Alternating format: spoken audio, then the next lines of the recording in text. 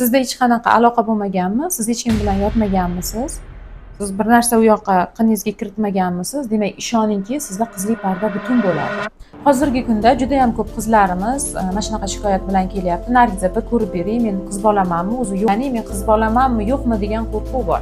Agar sizda shubhalarga sabab bo'ladigan holat bo'lmagan bo'lsa, ya'ni yotmagan bo'lsangiz, teginilmagan bo'lsa, qo'l bilan yoki biron narsa bilan yoki bir ginekologik muammo bilan vrachlarga murojaat qilib o'sha joyga bir instrument ishlatib ko'rik bo'lmagan bo'lsa, bunaqa holatda qizlik parda o'z-o'zidan yirtilib qolmaydi yoki bo'lmasa o'z-o'zidan yo'q ham bo'lmaydi.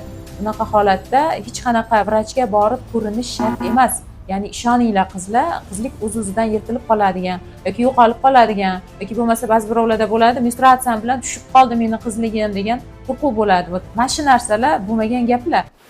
Senda qizlik pardasi buzilgan, seni qizlik pardang yo'q.